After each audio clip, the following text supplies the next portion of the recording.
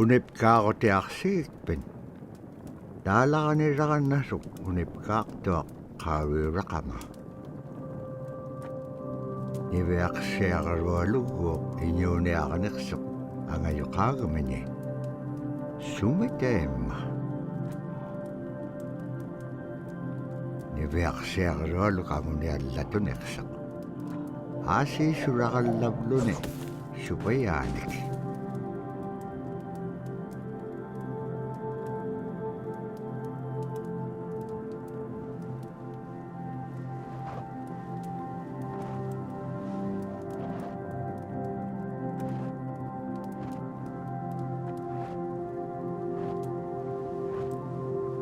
Iñuuniaqhutik anuqqautigaiti anuqqulingaaliaqsuq anuqqulingaaliaqpaalluni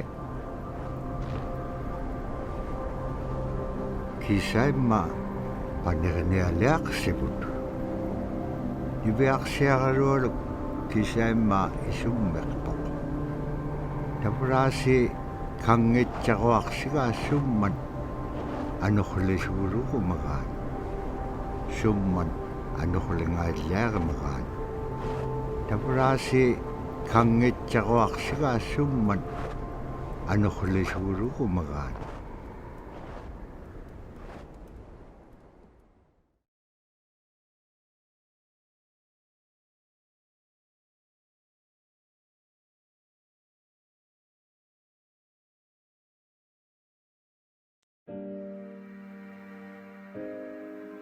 So scrimshaw is this really beautiful method of art that's done either on baleen or ivory, and traditionally it was used to tell stories.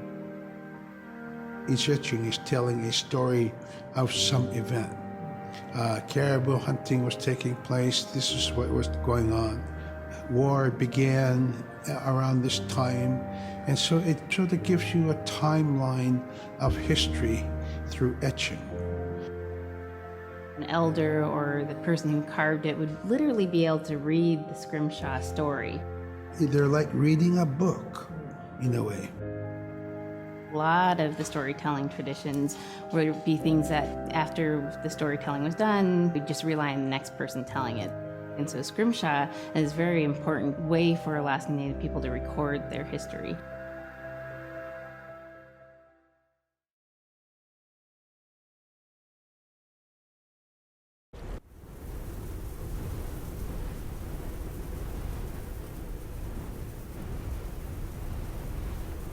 anuqquliqpaalluni suniuraqanaitsoqunni tavlani piaqsiaqarualuk ayuungitsoq pajjagniuliqsoq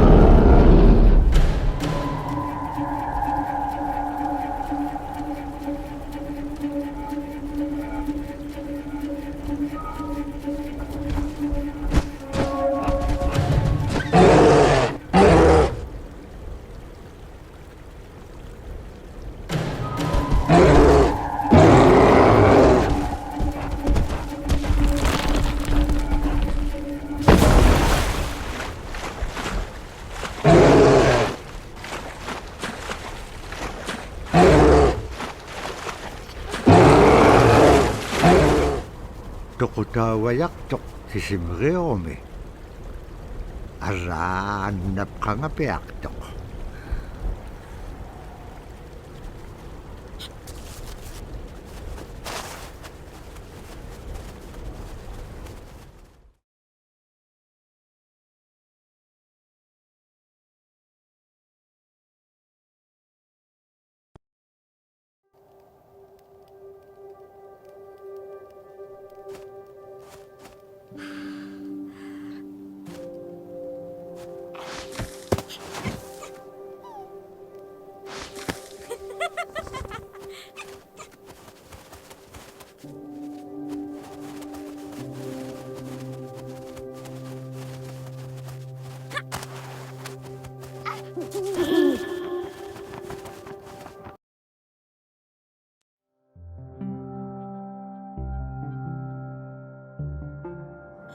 When I was growing up, my grandpa had a pet white fox.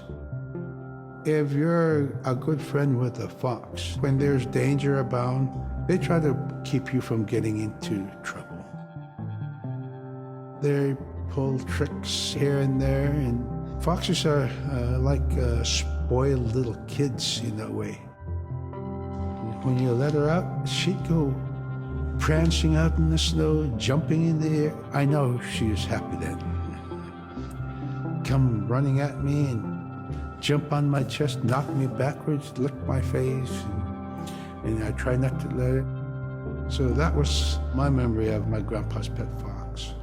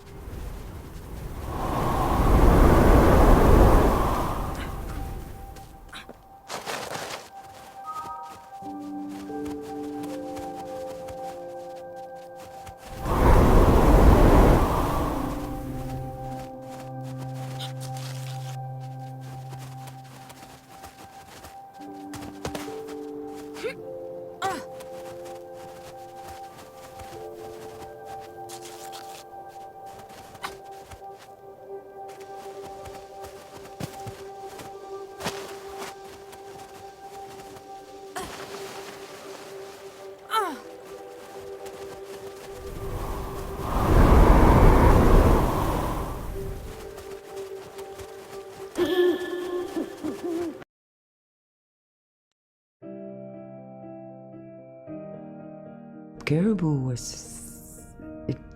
it provided for us in many ways. Our clothing in those days was made of all caribou skin. I grew up wearing caribou pants, mittens, caribou skin mattress, blankets. Some people had boots that were made with wolf leggings, sealskin sole bottoms. Baleen was shaved to make insoles. They kept us quite dry and warm as well. But the caribou skin clothing was the best. We would get as many yearlings as we could for our outer clothing. And for a heavy winter, we would get caribou in February or March because the hair was the longest and the skin was the thickest, and we would use those for our winter gear. With that stuff on, you could sleep outside in 50 below and it wouldn't bother you a bit.